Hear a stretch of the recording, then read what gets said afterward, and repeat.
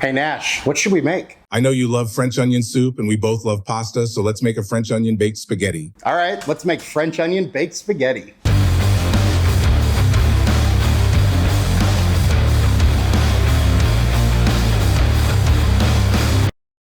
Welcome back to Chaos Kitchen, where we make things you may have never tried to see if you should go make them too. So I love French onion soup and I love pasta. If you know, you know. So today we're gonna combine the two and make a French onion baked spaghetti. It's gonna come together pretty easy, quick enough, and it should be delicious. So without further ado, let's go.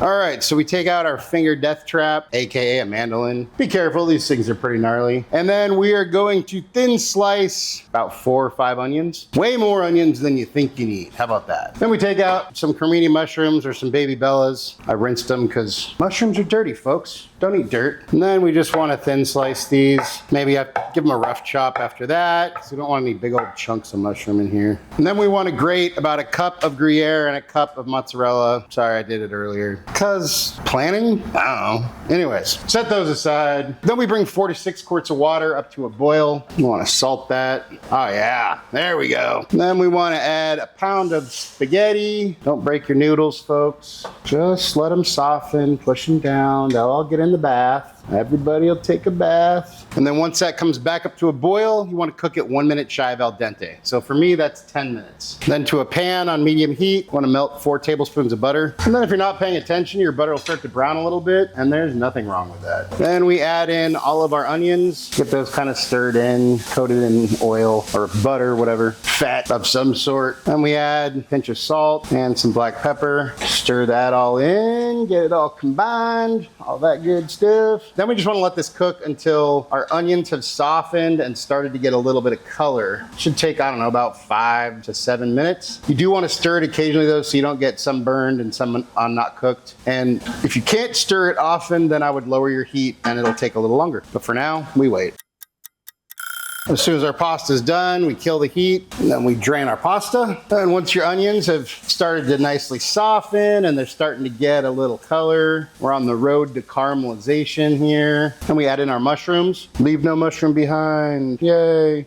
Get those all stirred in. And you can break your mushrooms up a little bit. It's up to you. They're gonna shrink a lot, but also, you know, just like anything you're cooking, just think about what size you'd want to take a bite of, you know? What do you want in your mouth? That's what she said. And then we want to cook these until the mushrooms and the onions are nicely softened, reduced, caramelized, all that good stuff. And this will take probably about 15 or so minutes. So settle in, and then if you notice things are starting to burn more than cook and slowly caramelize, then just go ahead and lower your heat. But for now, we're just gonna kick it at medium heat, and we're just gonna let this cook.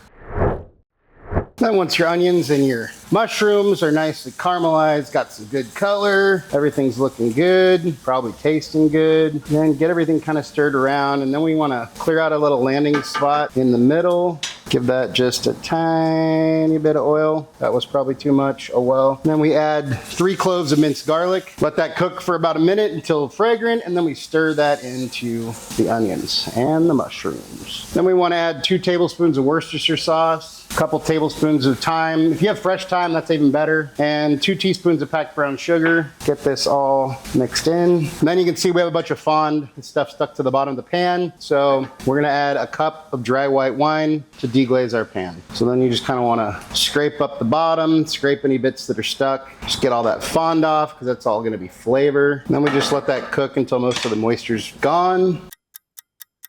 Once most of your moisture is gone and your caramelized onion slop is smelling delicious, then we add 3 tablespoons of all-purpose flour. Get that combined and cook that for a minute or 2 until the raw flour smell goes away and you start to smell more of a sort of nutty, delicious smell. Just scrape anything off the bottom that's sticking. We want all that flavor. Then we slowly add in 2.5 cups of beef broth and a cup of heavy cream. Bring that up to a boil, and then we lower our heat, and we just sort of stirring occasionally, let this simmer for about probably 5 to 7 minutes until this sauce thickens. Once your sauce is thickened, go ahead and kill the heat. And then we add in about half of our Gruyere cheese. Stir that in till it melts. At some point, now or earlier, you want to preheat your oven to 375. And then we add about half of our mozzarella. Stir that in till it melts. And then I probably should have used a bigger, like a pot instead of like the pan, but then we add in all of our spaghetti. And then in a pot, you could easily toss this, but we're just gonna have to be very gentle and just try to get everything coated. And we're gonna pour this into a casserole dish, so you don't have to get it totally incorporated right now. We can always fix it in a minute, but do your best, you know, just try to get your pasta nice and coated with this delicious slop that we have here. Then we get out a greased casserole dish or aluminum pan if you don't want to clean things. And we pour our spaghetti right in there. Nice cheese pull, even when we didn't really want one. And then you can just kind of even things out a little bit. And this is where you could stir more if you didn't do a good job getting everything combined in the pan. Then we top it with the rest of our cheese. I just combined the two, Gruyere and mozzarella. Then we're gonna bake this at 375 for 20 minutes. And then we're going to put it on the top rack under the broiler and blast it for another 3 or 4 minutes. Maybe less, depending on how good your oven is, just to sort of brown and melt the cheese on top, if it's even needed at that point. But off we go. And here's our guy right out of the oven. But as you can see, it's still bubbling a little bit. It's molten lava hot. So we're gonna let this guy cool.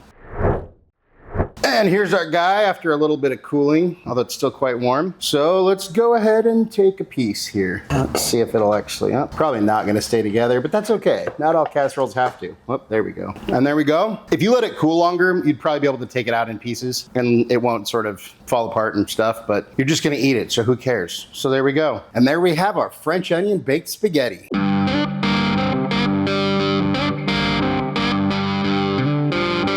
And it's time for a bite. Cheers.